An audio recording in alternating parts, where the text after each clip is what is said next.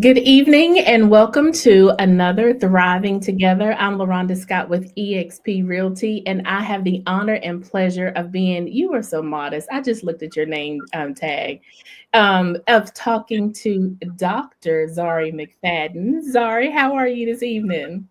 I'm good. How are you? I am doing well. Look, I am just as proud of you as your mom is. So when I looked at that, I was like, wait a minute, where's the doctor at?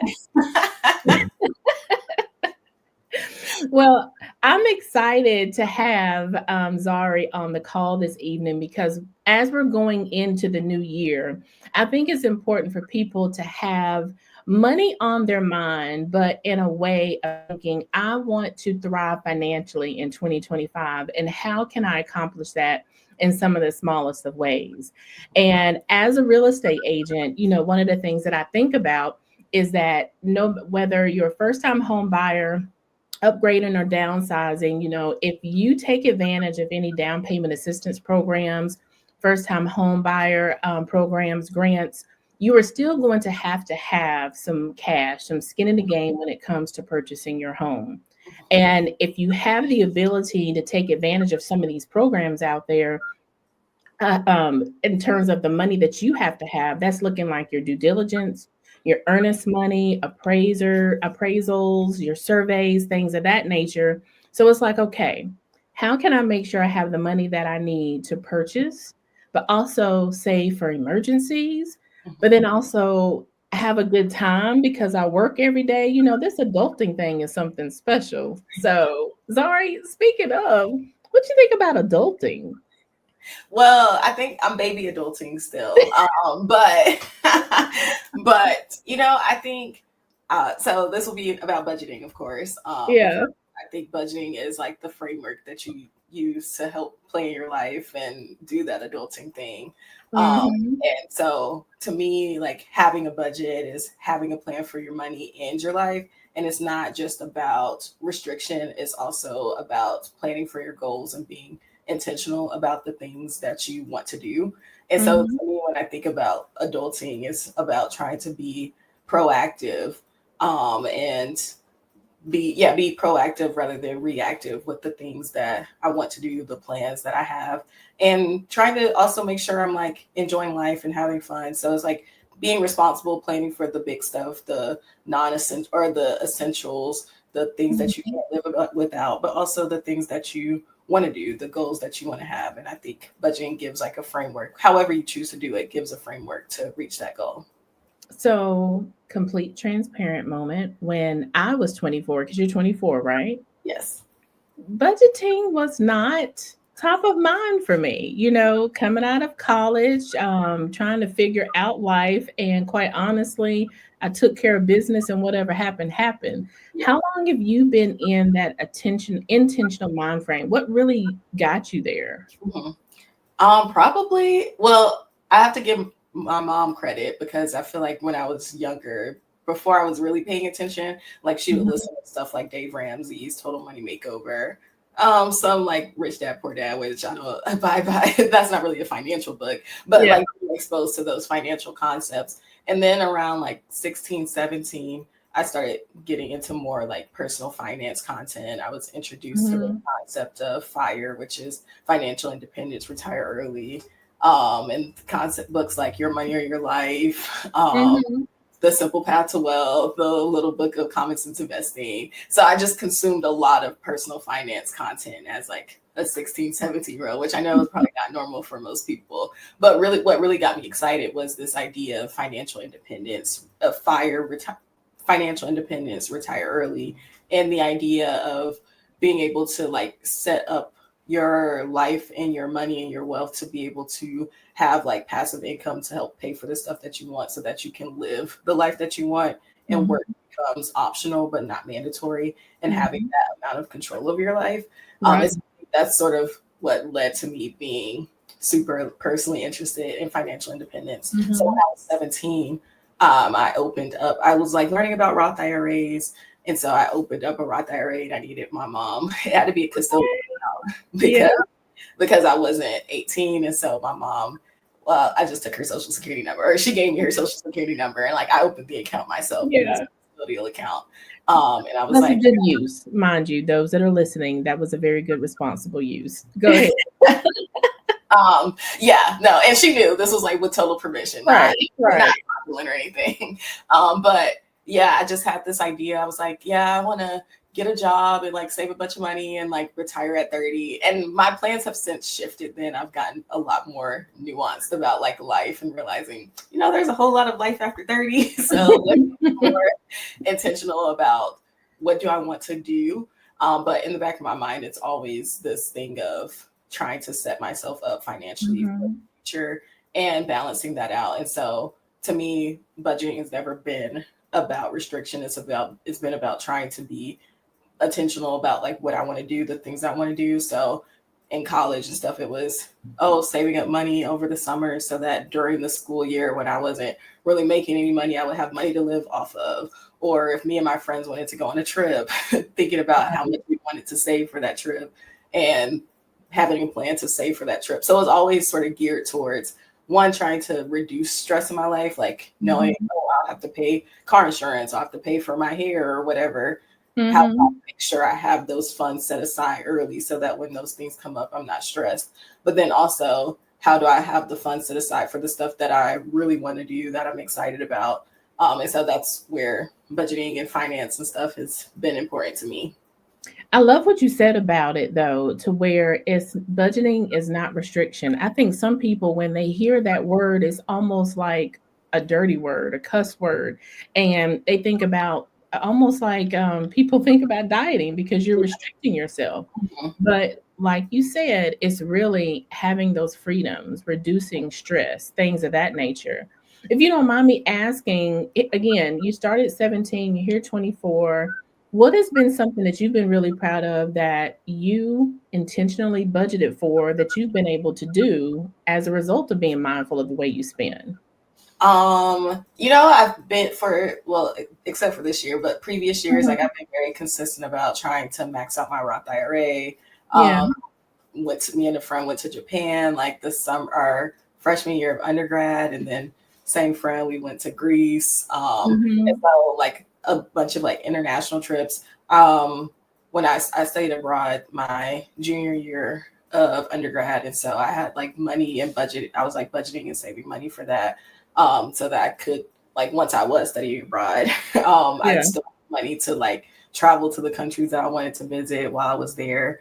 So yeah, just like those sort of things. I think pretty much are this earlier this summer, I studied abroad in Rwanda, and I was saving the money to pay for that trip, based off Hmm. of like my budget and stuff.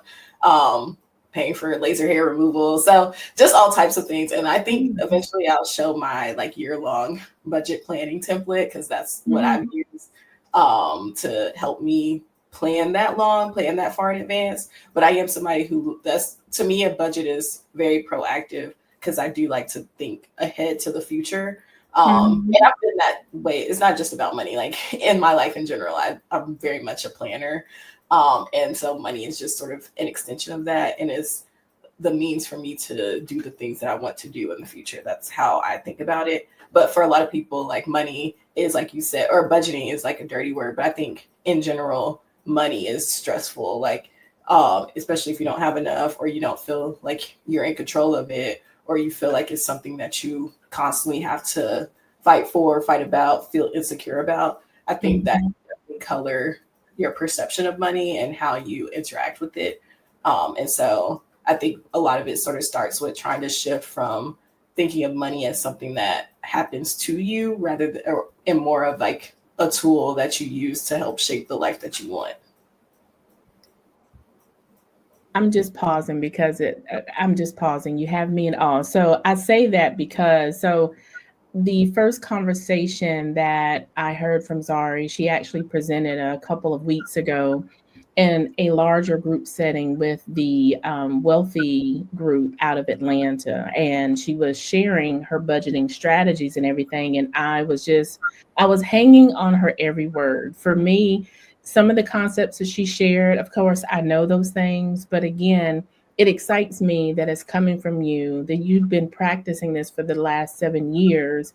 And I'm really hoping that it can inspire other people, either your age, younger, or even older, to really I'll say it, take accountability for what happens with their money. And like you said, it's not something that happens to you, it's a tool. So, how do we turn it into a tool? So, let's jump into that. You shared in like a presentation style with us, there's different ways to budget. What are some different budgeting strategies there? Because it's not one size fits all. So, what are some strategies that people can use?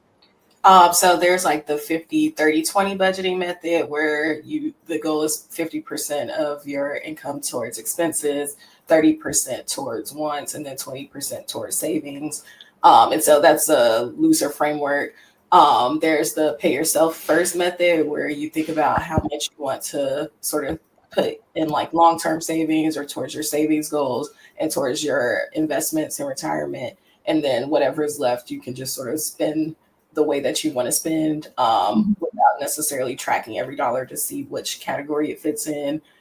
There's zero-based budgeting where you have your income and every dollar of your income is assigned a spot. So it's a little bit more hands-on than pay yourself first. And then there's Ramit Sethi's conscious spending plan, where he sort of categorizes money into 4 buckets, like needs, saving, investment, and then like guilt-free spending.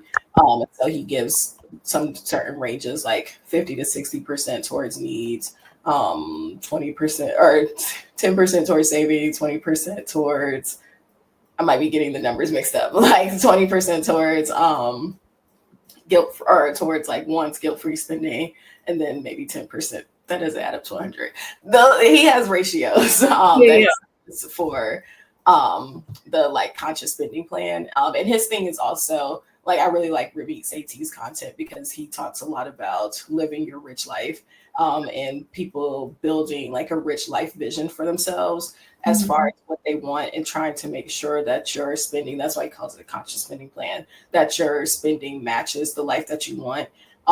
And recognizing that you're building a life that you want, and that the way people spend their money, like it should vary person to person, because everybody has different things that they value. So I sort of fall somewhere, I think, in the middle. Like I do have my year-long goal tracker, which I guess in a way is zero-based budgeting. But I'm not super strict about areas. I'm more so think about what my goals are, and what like between necessary and wants, and then trying to see how, I almost treat it like a puzzle, like how can I make this work over the course of a year towards my individual goals. So yeah, but the way it works, it would be, I think the best method will vary person to person, and it'll be whatever method works for you, and is for you. Now, I'm going back to the first one, and I was typing as fast as you were spitting them out. As you can tell, this is not scripted. We don't script at all. So I want to revisit. So there was a 50-30-20 method. And Yes. remind folks what that entails. Yeah, so 50-30-20 is more like a guideline for how much you should allocate your money, your income towards different categories. So 50% towards needs, 30% towards wants, and then 20% towards savings goals. And I think those could be both like long-term, short-term savings and retirement savings. Okay. And then there was the pay yourself first. Is there a percentage in terms of paying yourself? How's that work? I think the pay yourself first, there's not a set percentage. It's more so you sort of set that up for yourself. So like if some people might have a goal of like, oh, I want to make sure 15% of my income goes towards retirement savings and 10% goes to short-term, long-term goals, then the income that you make off the top goes straight to those percentages or towards those goals. And the rest of it is what you spend on your needs throughout the month. So it's not a set percentage, like that's something that you determine for yourself. But it is a way because a lot of people, when it comes to saving, what they'll do is, oh, I'll spend money on what I want to do or what I need to do, and then whatever is left, I'll save. Oftentimes, it's like you never save anything because there's not anything left. And so the Right. pay yourself first method is saying, I'm going to take this straight off the top and then I can spend whatever is left. Mm-hmm. And then I guess that goes into the zero-based budgeting. You're Yeah. accounting every penny of it. I think you equated that to something no one does anymore, and that's the checkbooks. Remember, you used to have the little look. I'm saying remember. You don't know anything about it, but I've I never had a remember. checkbook. Yeah, you've never had a checkbook. Oh my gosh. I sold a house to a couple, and in the documentation from the attorney, they talked about no, it was on the paperwork, the offer to purchase. It asked how they were going to pay their due diligence and their earnest money, and it says personal check on there. And of course, they call me and they say, so we're millennials. We don't have a checkbook. Don't you Yeah. see how old I am? Can we not do that? I also So, have a checkbook. so back in the day, we had a checkbook, and there was the register, I guess you could say. And every dime you spent out of your checking account, you would come and you write it down and you subtract, and you're keeping up with every cent that you were spending. I guess you can do that digitally. I'm trying to think Yeah, what my I bank do account that does it to for now. me. Yeah, it's all done. You just go online and check it out now. So, wow. Yeah. Uh-huh. Yeah. So the goal of a zero, and people do zero-based budgeting. They just do it Mhm. like through apps and stuff. Like I don't. Well, and some people might have a physical ledger. Like some Some people might. people do. They Yeah, still I'm sure some do. people do. But that But is old school. I just yeah. aged myself. But that's exactly what made me think of. I remember when I first got married and my husband and I were joining our accounts. I Mhm. go, so what did you spend today? Or do you have any receipts? And it's like, oh, I spent like $10 here and that. I'm like, I can't write like Right. $10. I need to know for dollars and cents. So yeah. Yeah. Moving on. So which one do you use? Do you like you said, I think you said you were kind of in the middle. Do you have a preference and why? Yeah, I probably am sort of like in the middle. I guess I'm most probably closely aligned with zero-based budgeting, but like I don't feel like I'm that strict. It's just like on my budget template, I do assign sort of each number of Mhm. plays, but like on a day-to-day life, I don't necessarily like. So the way I sort of do it is I have like, oh, money that I plan to spend out throughout the year, and I don't track where those dollars go, but then I'll track Mhm. where each of my track to see if I'm hitting my savings goals. So that's what I'm saying. It's sort of like, I guess, a mix between pay yourself first and zero-based budget. I don't do 50, 30, 20. Mhm. Because it's like, oh, I have my goal spending for the month, and then that could just sort of go wherever. I'm not tracking that, like, oh, I only paid $50 for entertainment or something like that. But I do Mhm. also have like financial goals, and I'm like, okay, as long as I'll try to hit these. So I guess it's sort of between those two. So as long as you're hitting your spending and goals, then Mhm. other things can fall in different places. Yeah, or like hitting my savings goals, then like my spending goals So can that's sort what of I meant. That's what I meant. Your yeah, savings goal. yeah. Okay. And then we talked a little bit more about the conscious spending part. So I think maybe not being as strict, there's some psychology to it as well, to where it makes budgeting feel better and you're more prone to do it versus getting so strict with it that it's hard to keep up with it. And then it's like, I don't want to do it anymore I or it's think too much work. I think it depends on the person and like the personality type, because for some people, especially if you're just starting to like think about your money and like trying to dial in on your spending and stuff, then you probably will need to be more strict with yourself. Because I think at the original section somebody asked about using like cash envelope system, and I think Mhm. that could definitely be a good system, especially if you're like, oh, when I get a card, I'm just gonna swipe my card. Than using like a cash envelope method where you're like, you put the cash in the envelope, and once you've spent that money in the envelope for that category, you can't spend anymore. Then I think that could also work. So I think it just depends. I think when people first sort of start budgeting, then you probably will need to be a lot stricter about paying attention to where your money goes and stuff, especially if you Right. haven't done that before. And then the more you sort of get comfortable with that and get comfortable with like you're spending, you're achieving your goals and stuff, then you don't have to be as strict about every dollar. I'll tell you the money thing. I did it way back in the day, but to do it now in the age of Apple Yeah. Pay and Cash App and everything, because I don't know where my checkbook is. Now, granted, I talked about it. I have one. It's in a black and gray case somewhere. I don't know where it is, and I don't carry cash. I need to get in the habit of carrying cash. So I know for myself, like you said, it's based on each individual. It's not one size fits all.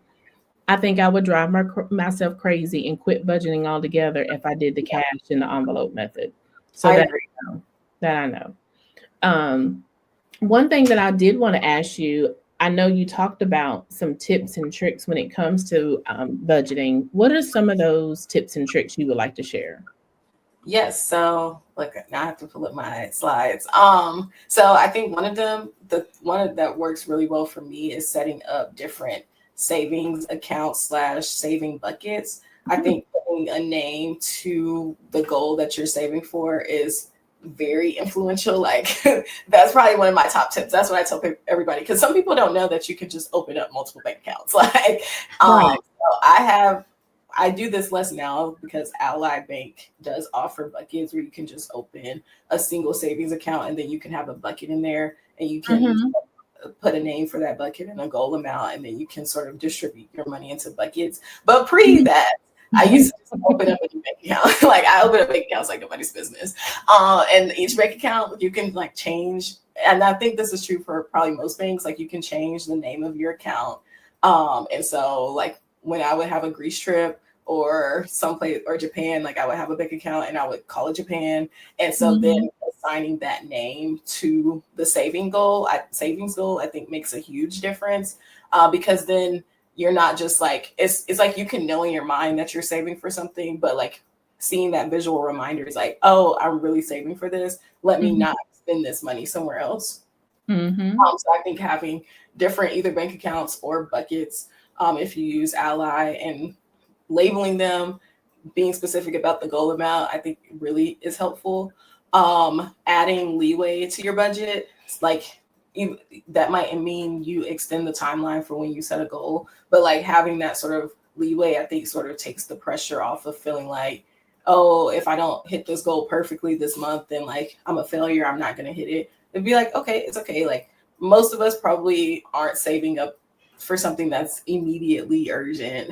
And so if it's not immediately urgent, then you will probably be okay if you add a week or a month or even like a couple of years to a goal or to your timeline just to make it easier and less stressful on you because it's better to make some progress is better than no progress and it's better Hmm. to aim for some progress than to aim for perfection because once you stop hitting that perfection then it'll make it harder for you to stick to it. So I would always say aim for progress rather than perfection.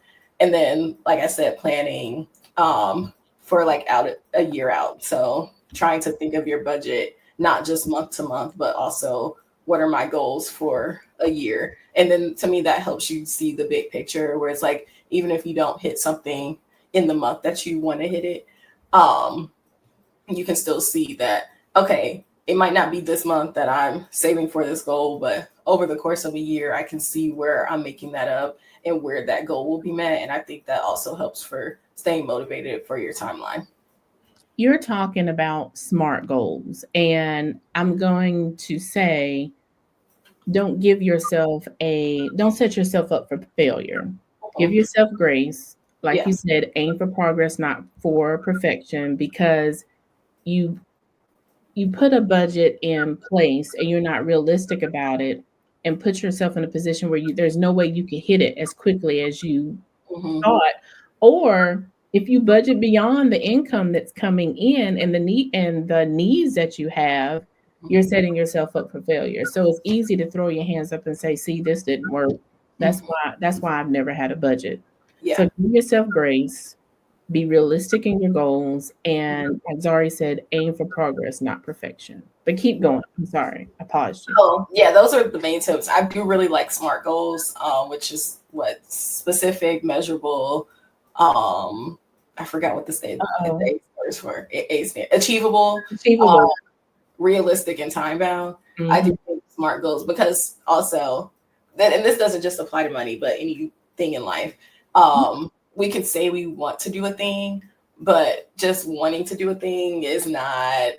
You have to make it actionable, and you have to make it so that there's things that you're going to hit Mhm. along the way to achieving that goal. And so I do believe in like smart goals, and you might not necessarily plan it out in that way. I think the framework is helpful, but being able to say like have a specific goal, like if you're like, oh, I want to go on vacation, where do you Right. want to go to? How much money do Mhm. you want to spend? When do you want to Mhm. go? What is your plan for doing that? And if you can hit those points, then that makes the goal a lot more achievable. And I think also to a certain extent, like planning for a smart goal, it also like loosens, gives yourself less of an excuse to not make that goal work. Because sometimes we say we want to do stuff and then we don't actually put anything in place to do that thing. And so Mhm. we can be like, oh, well, I had this goal, but you didn't, never actually tried it. And so Mhm. maybe we could give ourselves permission or a reason to think that this was not meant for us, even though we Right. didn't actually put any A actionable effort. built-in excuse. Yeah. And so I think setting yourself up, like whatever you want to do, making it an actionable plan. And sometimes you might just have a dream and you're like, I'm okay with this being a dream. And it might not be something that you actually want to do. I've had tons of Mhm. things like, oh, I might be interested in that.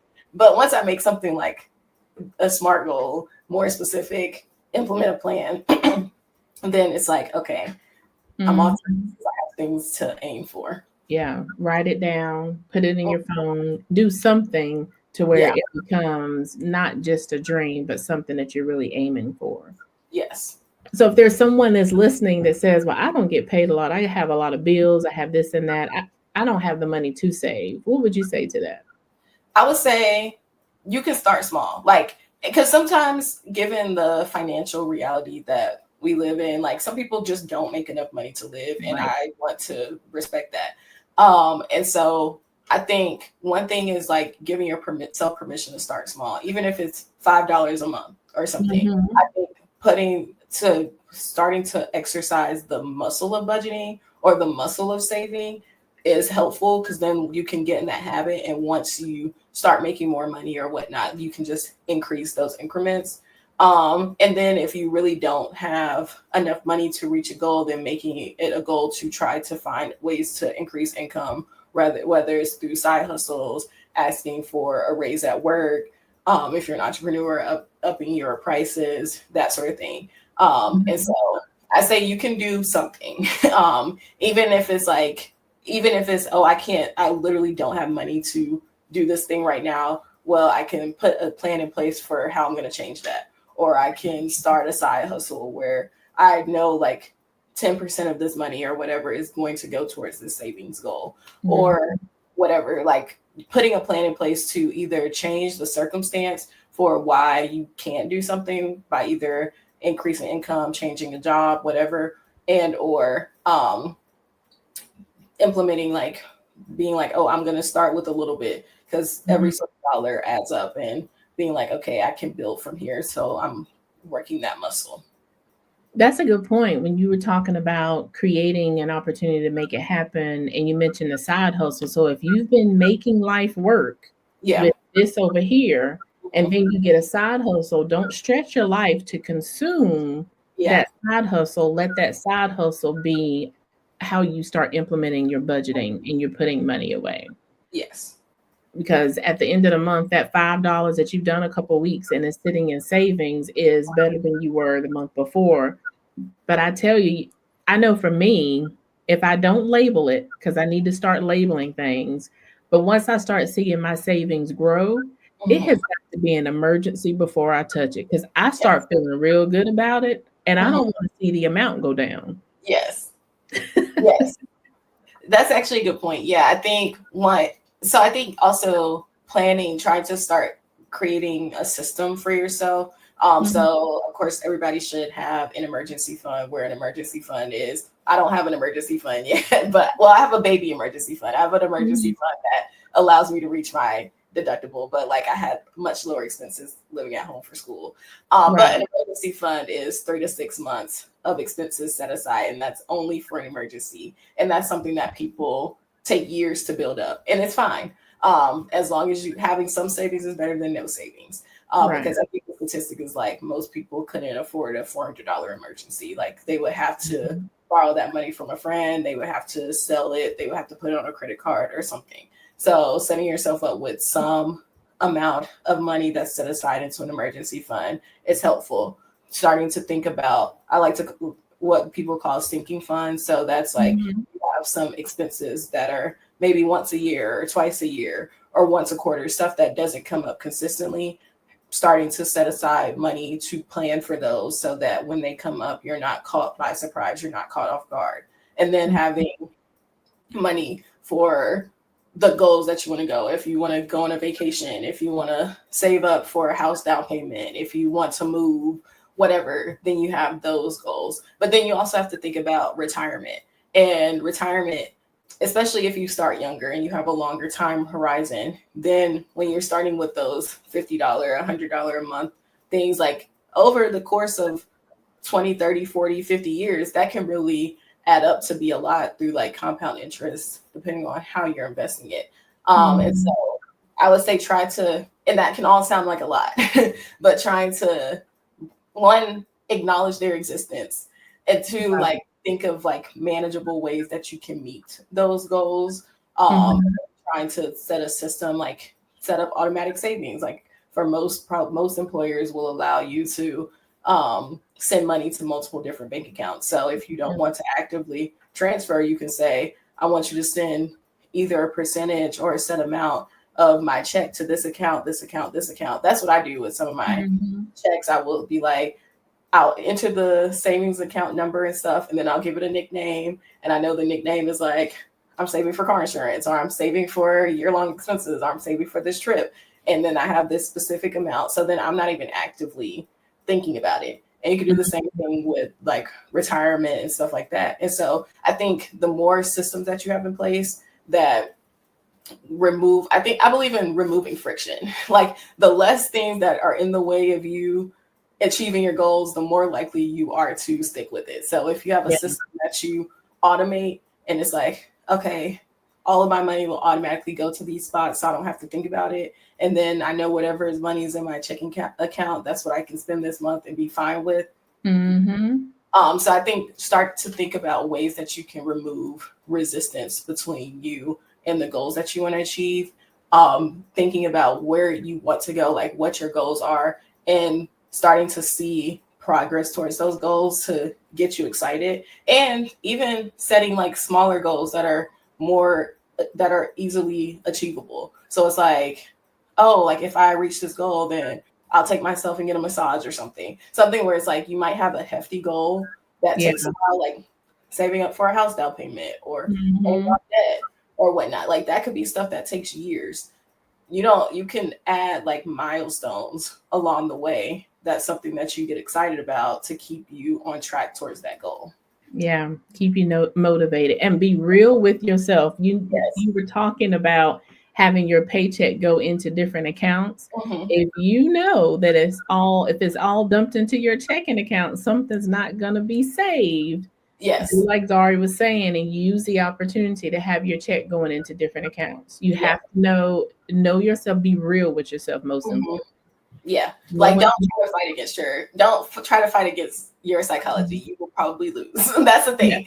Reduce resistance and don't try to fight against yourself based off of who you think you should be or who you want to be. Go Right. based on who you actually are. Right. Get started, develop that rhythm, get the habit, and then maybe you'll get there. But right now, we know you're not there. Yeah. I want to share Zari's information because she's presenting an opportunity to support people one on one, share some concepts, help them build themselves financially, start working on a budget.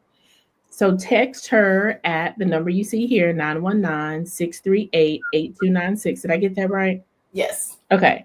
Text her. She's going to send a form over to get some information from you to learn more about you, where you are with budgeting. Like, have you gotten started or you have no idea what one was until we had this conversation tonight? But reach out to her. I think it would be great, again, to get yourself moving towards a financially healthy 2025 and build yourself to that financial freedom. that comfort, that stress, being more stress free, excuse me, when it comes to your finances. Yes. So before we go, you have like a spreadsheet Mhm. that you use to manage everything. Pull Yeah. that bad boy up because she's put some thought into it. She's got formulas and everything going on. Okay. Can you see my screen? I can. Let me see if I can get it added. So, folks, there it is. Okay. So yes, this is my year-long goal planning template. So Don't yeah, be scared, y'all. Don't be scared. It's yes, all don't be scared.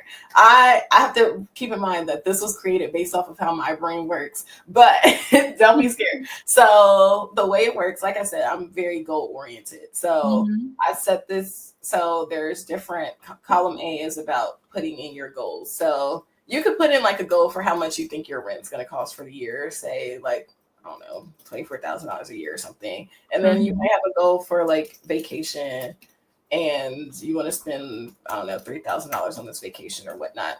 Then in the pink boxes underneath each month, you can put in like your approximate income for the month. I would do whatever your income is post tax.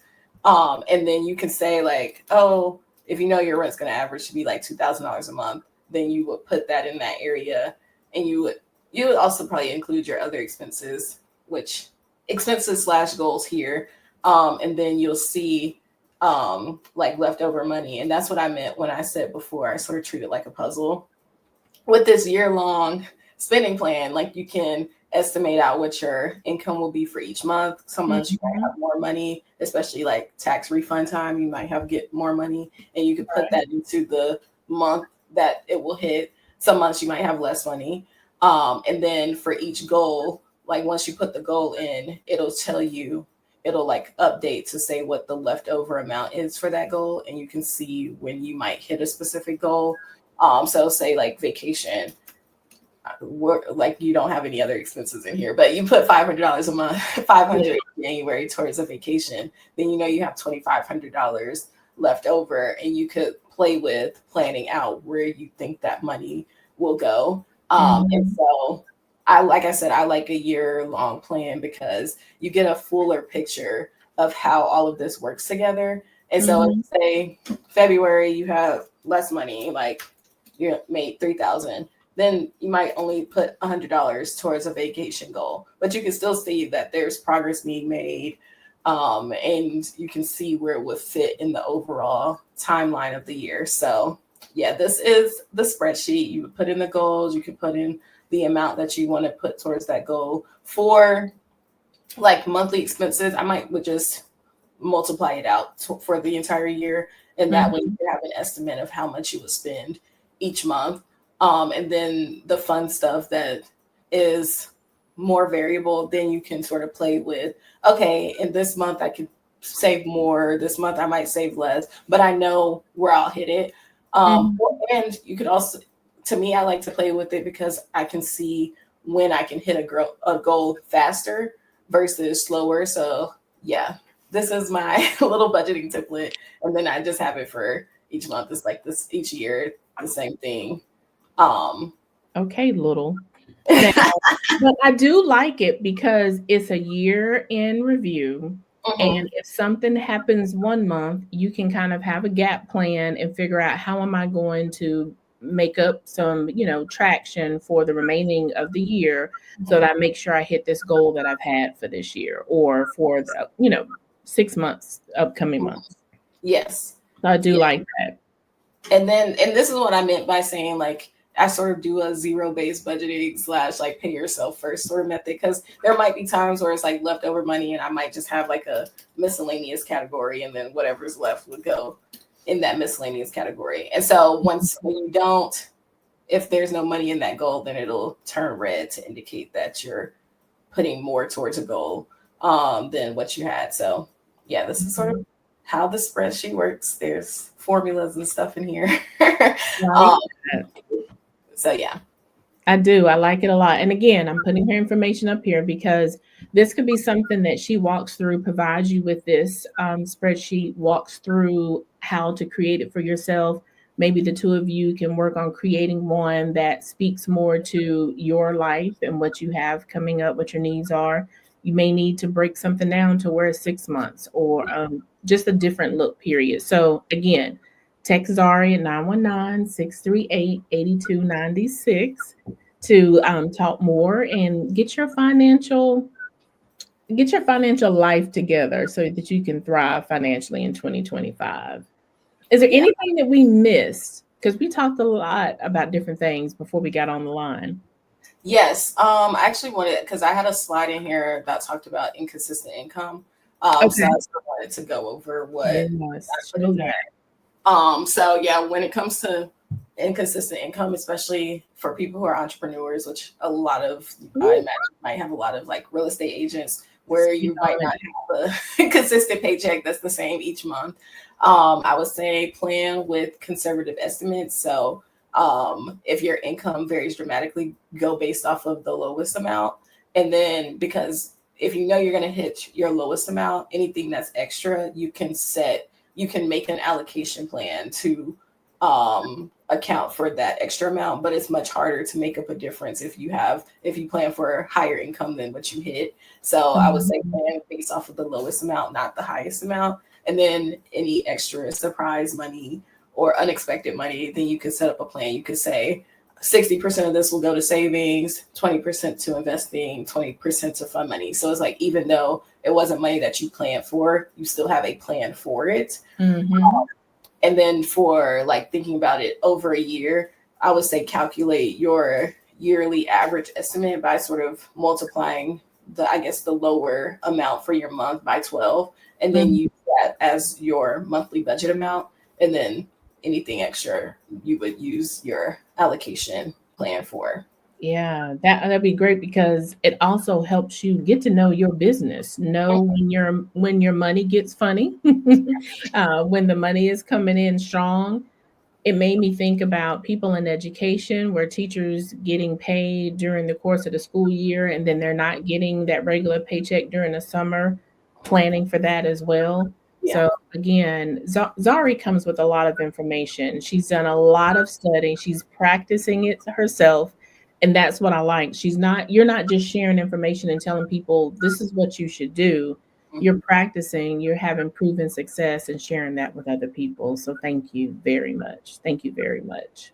Thank you for having me. Yeah, I think the most important thing is I think being flexible, because your money and like the way you manage it will change depending on the time in your life. So like for me right now, my money, like the way I'm managing my money is different because still Mhm. looking for full-time employment. So that's different than working as a student and you have like a consistent check, or even like the difference between going from student to full-time or whatnot. So Right. allowing flexibility, like your money and the way that you manage your money and the goals that you hit or whatnot, they will change as your life changes, and that's okay. And Mhm. that goes for anybody that's going through a transition in life. Like if you're somebody who's about to become a new parent, or you are a new parent and you have a lot of expensive daycare expenses, like that might be something that messes up your budget for a while, and that's okay. Mhm. So it's just making sure that you have a plan that's consistent and realistic for the space in your life that you're at, and giving yourself grace for if that plan does not look the way that you always want it to look. That's okay, because ultimately life is what you do here. Like the money is a tool for that, but ultimately, like you're planning how to live your life. And your money should not become your life. It should be Right. for you to live the life that you want to live. And the way Ramit Sethi always says, the way that you feel about money is highly uncorrelated to the amount of money that you have in your bank account. It's much more emotional. It's much less logical. Like you don't have to treat money as if it always has to be logical or rational, because a lot of the stuff that would be make the most sense financially or numbers wise would lead to a miserable existence, and that to me that defeats the point. He always says there, like, it sucks to like live a life that's smaller or less than the life that you want to live. So I would say Mhm. about money in terms of the life that you want to live, the goals that you want to create, the goals you want to meet, the memories that you want to create, and structure it around there rather than the specific numbers, because the numbers don't mean anything except for the math or the value that we assign it. The numbers are sort of a proxy for the life that we're creating for ourselves. So I would say keep that in mind when it comes to budgeting your money. I love it. Zari, thank you for your time, for your knowledge, for sharing your knowledge. Just knowledgeable, wise beyond your years, as they say. But I love it and I'm soaking it in because I'm learning things from you as well. So I sincerely hope that people do reach out to you and take advantage of that because they, again, money can be such a stressor. It can cause problems for you as an individual and relationships, all of those things. There's an opportunity for you to take control of that. So please text Zari with that to get more information on that moving into the new year. And after Zari helps you with creating a budget, and now you've saved your down payment and you're ready for that first investment, or not even your primary home, but to make an investment, because that's one of the buckets that I want to create for myself, Zari, is putting money aside to where I can begin investing in real estate. So here's my information as well, because real estate is truly tied to the ownership of real property. So Sorry, thank you again. It was a Thank pleasure. you. Tell your mom I said hi. I will. I will. Have Thank a you. great night. Have a good night.